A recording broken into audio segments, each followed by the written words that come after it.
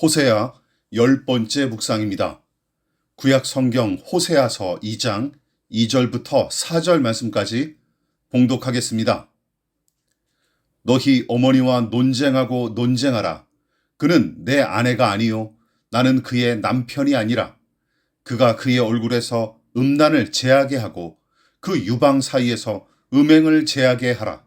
그렇지 아니하면 내가 그를 벌거벗겨서 그 나던 날과 같게 할 것이요 그로 광야같이 되게 하며 마른 땅같이 되게 하여 목말라 죽게 할 것이며 내가 그의 자녀를 긍휼히 여기지 아니하리니 이는 그들이 음란한 자식들임이니라.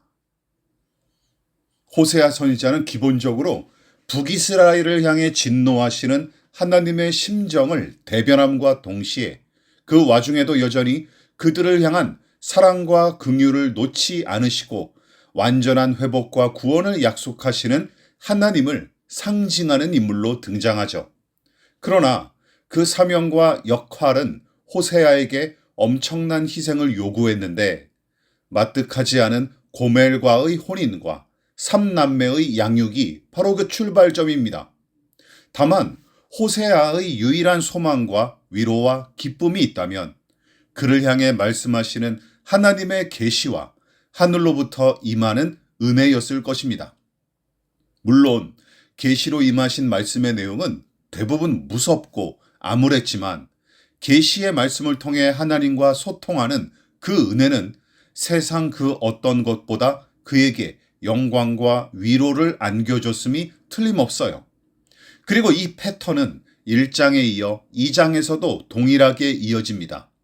그런데 1장 10절부터 2장 1절까지 이 백성을 향한 회복과 구원과 복에 관해 언급하셨던 하나님은 2장 2절부터 또다시 저주와 심판의 메시지를 들려주시며 호세아에게 당신의 심정을 토로하고 계십니다.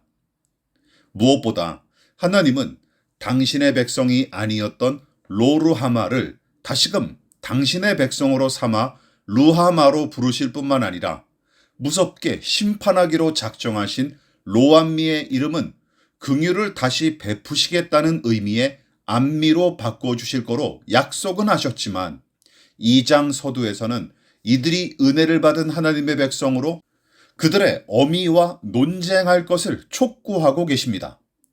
또한 하나님은 남편인 호세아와 음란한 아내 고멜과의 갈등까지 언급하시죠. 물론 음란한 아내인 고멜은 북이스라엘 백성을 상징하고 남편인 호세아는 하나님의 입장을 대변하는 인물이죠. 그렇다면 너희 어머니와 논쟁하라 하고 명령하신 너희는 누구를 가리킬까요?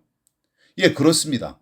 배교와 우상숭배를 일삼았던 이 세대 사람들이 아닌 그들의 자식과 후손을 가리키는 게 틀림없습니다. 자, 이 부분을 유념하십시오. 하나님은 남편인 호세아와 그 자식들에게 음란한 아내이자 어미의 행실을 마냥 용납하거나 본받지 마라 하고 말씀하십니다. 당연하죠. 그들은 거룩하게 구별된 하나님의 백성이기 때문입니다. 즉, 하나님과 그 율법의 말씀을 등지고 우상 숭배에 잠식된 이 백성을 향해 영적 음행과 음란을 버리고 다시 내게로 돌아오라 하고 촉구하고 계시죠.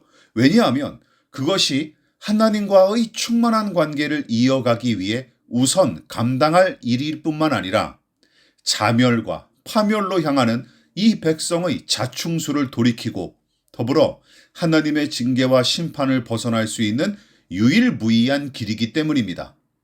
그뿐만이 아닙니다. 자식 세대를 비롯한 후세대는 이전 세대의 불의를 거절하고 더불어 부모 세대의 생리와 관행에 관해 이의를 제기하며 저항하기를 촉구한 것이죠. 여러분, 평화와 화합 등은 참으로 좋은 말들이고 누구나 누려야 할 선한 것이지만 그 구호들이 혼탁한 세상에서는 헛된 망상으로 허비되거나 혹은 개인과 집단의 이익을 위한 정치적 도구로 소비되는 경우가 허다합니다. 오히려 정의와 사랑과 진실과 생명을 지키기 위한 토대 위에 세워지는 것이 진정한 평화이기에 어떤 경우는 분쟁과 분열과 갈등과 저항과 싸움이 불가피한 경우도 허다하죠. 그래서 무턱대고 이의를 제기하며 저항하는 것이 능사가 아니듯이 무조건 순응하고 따라가는 것도 너무나 위험천만한 일입니다.